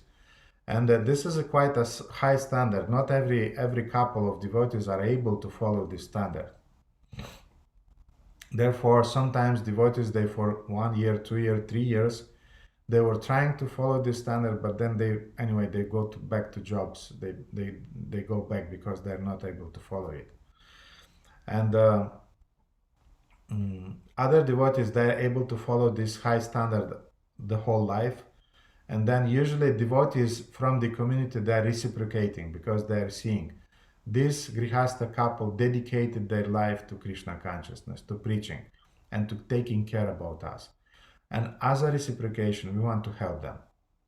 We want to financially maintain them. And they'll find ways to maintain such preachers, devotees who are missionaries and who made preaching the main sense of their goal of their life. But in your situation, when the yatra is still young, when the community is still young, and there is a need, urgency to translate Prabhupada's books into Turkish, And there is a need for you to be in the front, to preach, and to keep the community together. This is your sacrifice that you are doing. And you'll get special mercy from Lord Chaitanya, from Srila Prabhupada for that sacrifice. Don't have a doubt about that.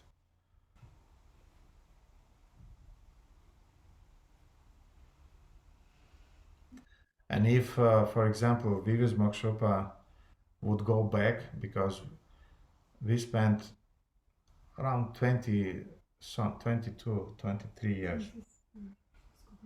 Да. Oh, 27 years together, yes, in this. Yeah, we are, yeah, something, yeah, 27 years. We are living in this, following this formula. And as I said, yes, sometimes we barely had some food to eat. Sometimes we were going and we were having clothes from the second hand.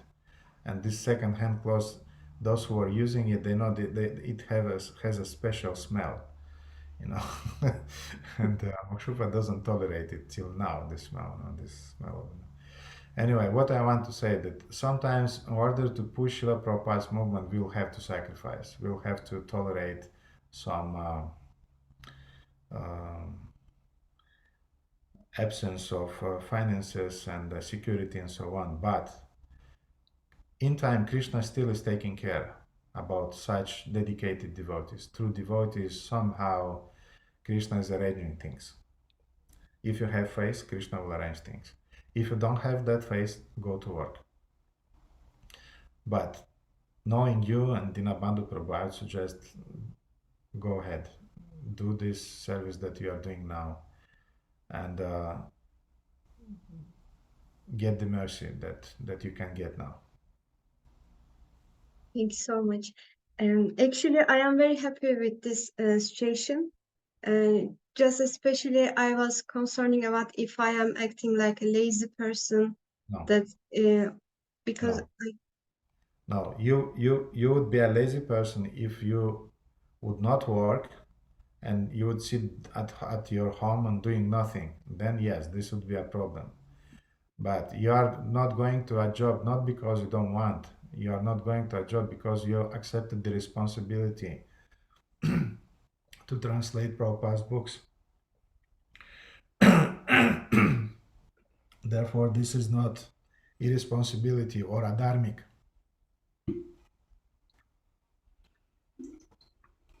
I want to say one thing. Sometimes materialistic devotees who have karmi mentality, they're criticizing devotees who are preaching, who are doing preaching activities, and they're telling them that you are kind of like parasites because you don't have a daily job. You don't have a job with a salary, therefore you are parasites for society, you are doing nothing, you are lazy persons and things like that. And I want to say, yes, this can come only from the mind of a Shudra, because Shudra needs salary monthly. I mean, that's his sense of security. But a Brahmana, he doesn't work for somebody. I mean, he's working for Guru and Krishna, and he is depending on Guru and Krishna.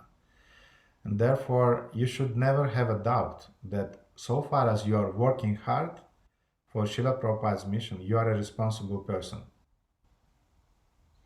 And yes, maybe you don't have a salary that is coming monthly, is coming every week, I don't know, according to some system, some social system. But only because of that, it doesn't mean that you are irresponsible.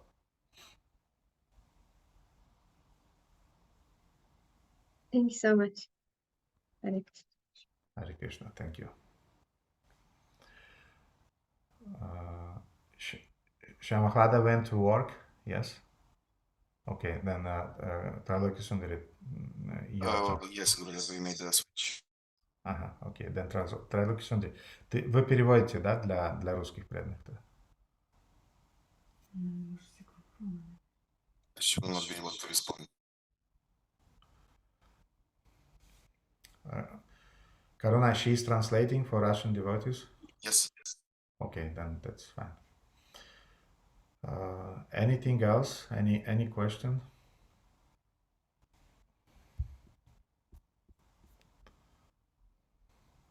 Yes, Andrea, please. Hare Krishna. You mentioned that getting married is like a vaccine for karma. And I'm curious how brahmachari are getting rid of it if they're not getting married ever. Brahmacharis don't need vaccine because Brahma Achara means to have a lifestyle completely dedicated to spiritual activities. Brahma means spiritual activities. So the one who is completely dedicated to spiritual perfection, he doesn't have psychological needs, he doesn't have sexual, material needs like that, because all of his energy is dedicated there. But not everybody is able to keep brahmachari, to be a brahmachari.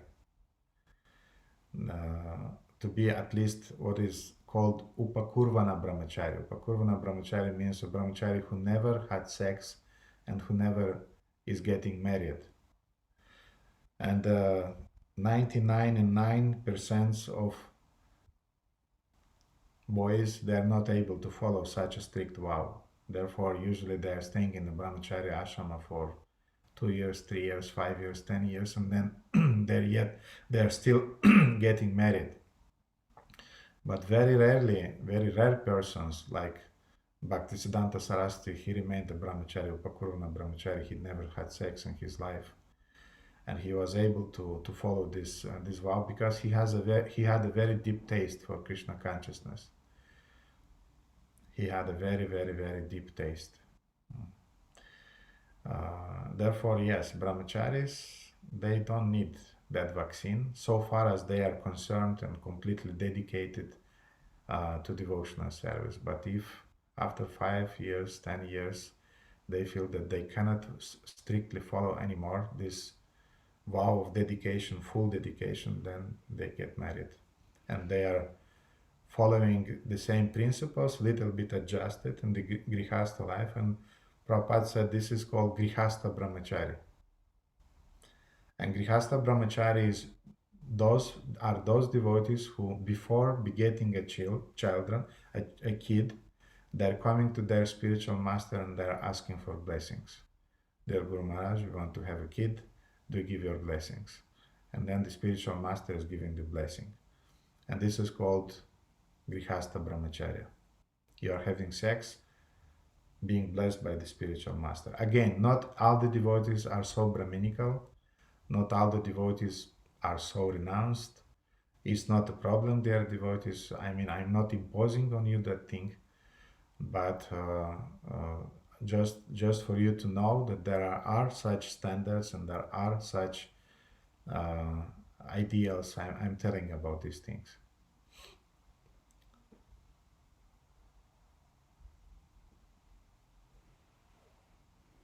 Okay. Anything else?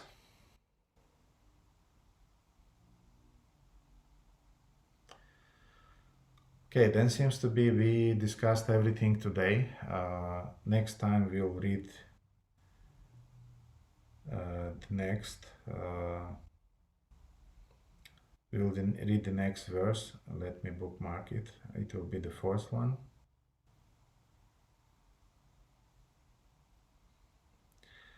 And I really hope that this discussion is practical for you and it's useful, because this is the whole idea. I just became conscious at some point that, aware at some point that we have a lot of Grihastha families now, a lot of young devotees now who are in the process of arranging their family life. And I really feel that it will be good from the very beginning for you to know what means dharmic Grihastha life, because as I said last time, in my case, I had to learn it myself because nobody was there who could teach us.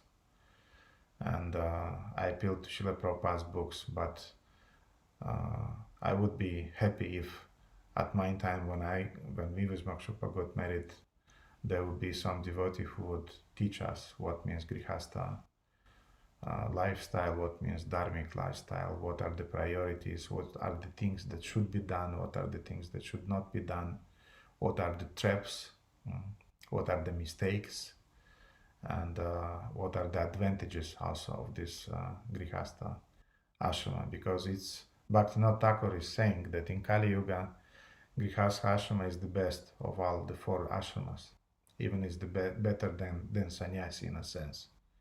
Why? Because in this ashrama you can serve all other ashramas, and the word adhikari means responsible. You are taking responsibility for the spiritual well-being of the whole society and material well-being of the whole society also.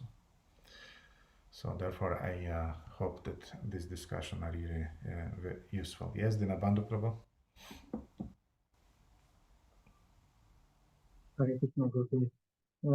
I will read that book you mentioned about Grihastha life, but I wanted to ask here also.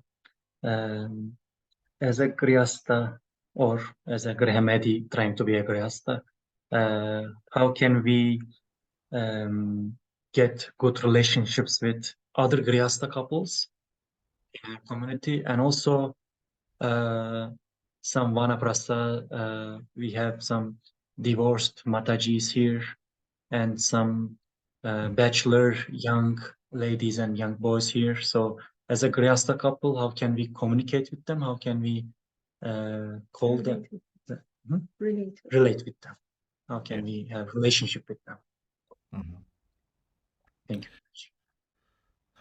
Divorced doesn't mean necessarily that she or he is a Vanaprastha. Divorce means divorced, or you are a bachelor. I mean, this Vanaprastha is another discussion.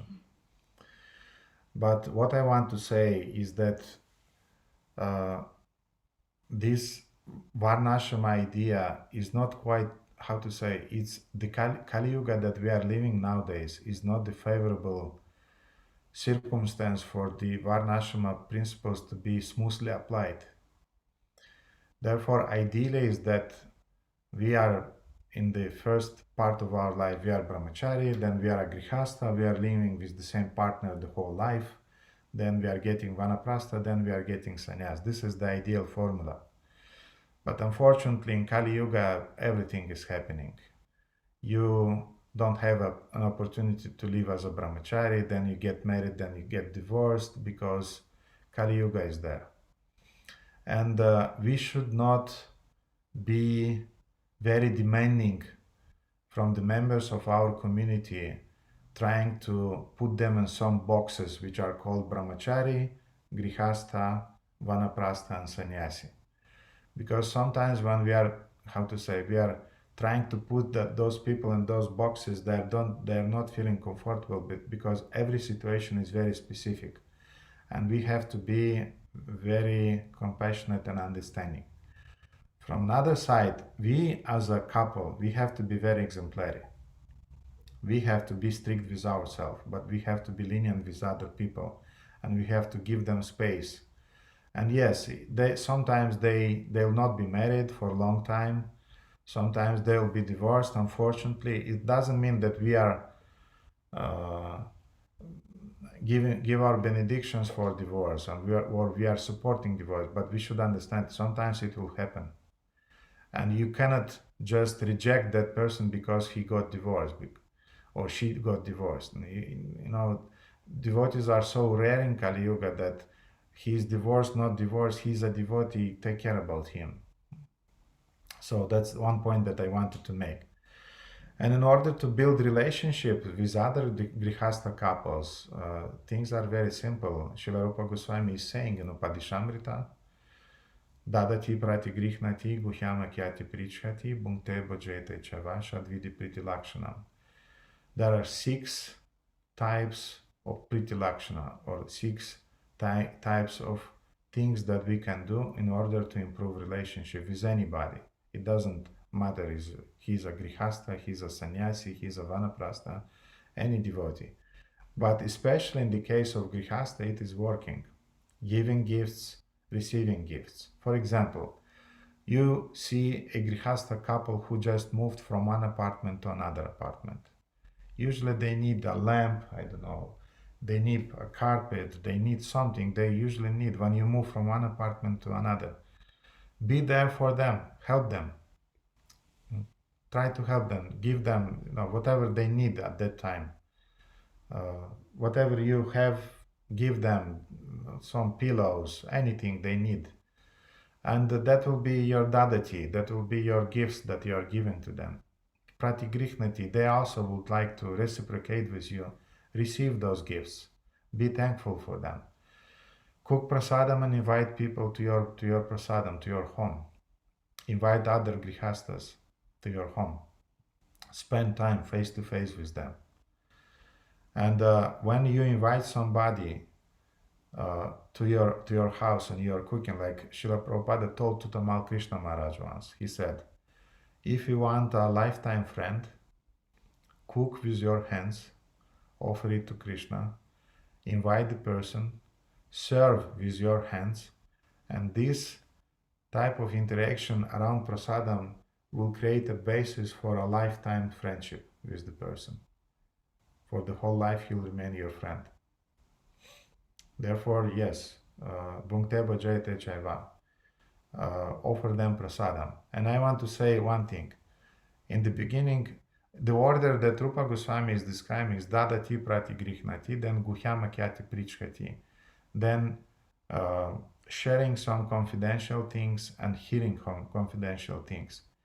But I want to say that if you want to share confidential things with people and hear from them confidential things, start with giving gifts, then offer them prasadam, and you'll see that when you give people gifts, then you serve them prasadam at your home, in a very natural way, people will open their minds, open their hearts, they would like to discuss with you the confidential things. And that's how the relationship is built, that's how the relationship is strengthened.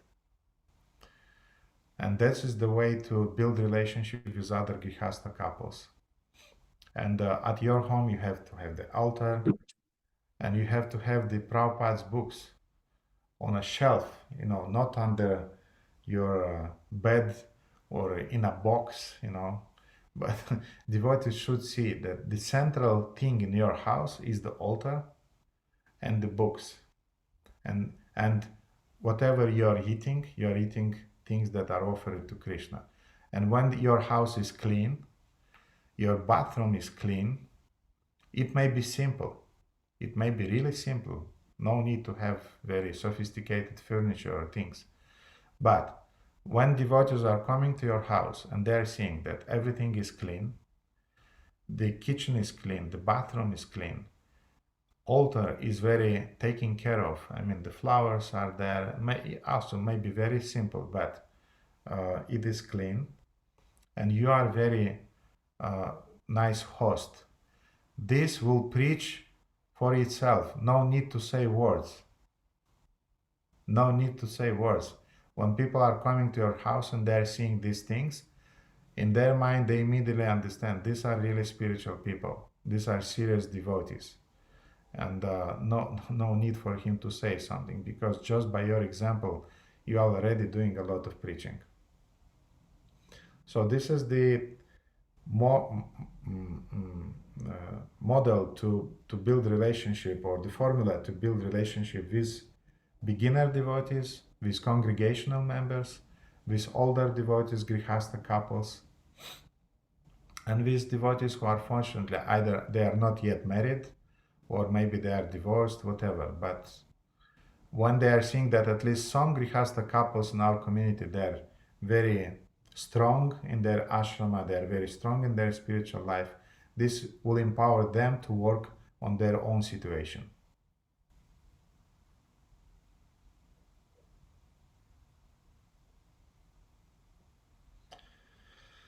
Okay, dear devotees, thank you so much for your wonderful questions that you had today, and I'm happy that we stimulated this discussion, and next time we'll proceed. And now, as usually, I'll show you the altar. This is Shri Radha Madan Mohan. You'll get their darshan, their blessings, and then we'll finish our program.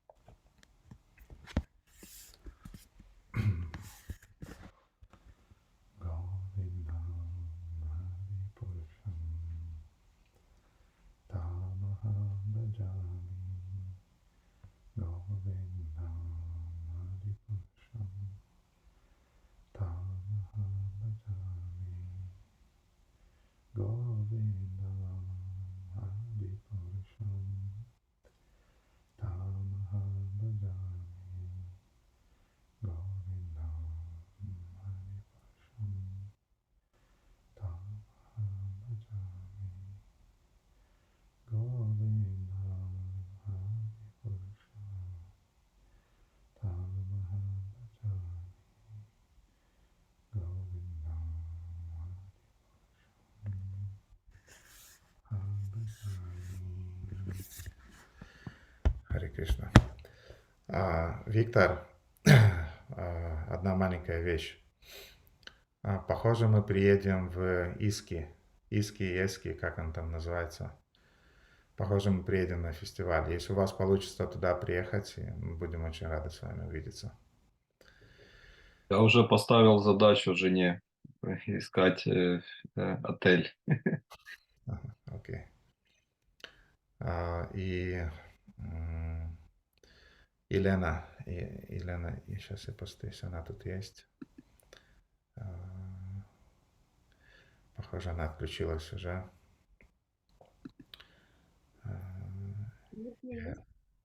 Елена, вы тут? Да. Елена, я получил ваш имейл, я отвечу на него. Отвечу либо сегодня, завтра, послезавтра. У меня последние дни были очень загружены. По возможности благодарю. Да, я хотел вам сказать, чтобы вы были спокойны. Я отвечаю на письма, иногда чуть с запозданием, но отвечаю. Благодарю. Okay. I just wanted to say to Victor that seems to be Vismokshupa will go to this Ukrainian festival that will take place in a week or so, week and a half. We've been invited by devotees, and I'll be very, very happy to go there because we were missing maybe 4 or 5 years in a row. We were missing the festivals, and I want to see all of my friends there. Also, I told Elena that I will reply to her email because I was a little bit busy all these days. It was a crazy week, but usually I'm replying to emails. Maybe sometimes it's delayed, but I'm replying. So that's a few technical announcements. Okay, dear devotees, then see you next Friday, and the local devotees see you on Sunday. And thank you so much for your participation and for your wonderful questions. Shri Radha Madan Mohan ki jai, Srila Prabhupada ki jai. Hare Krishna.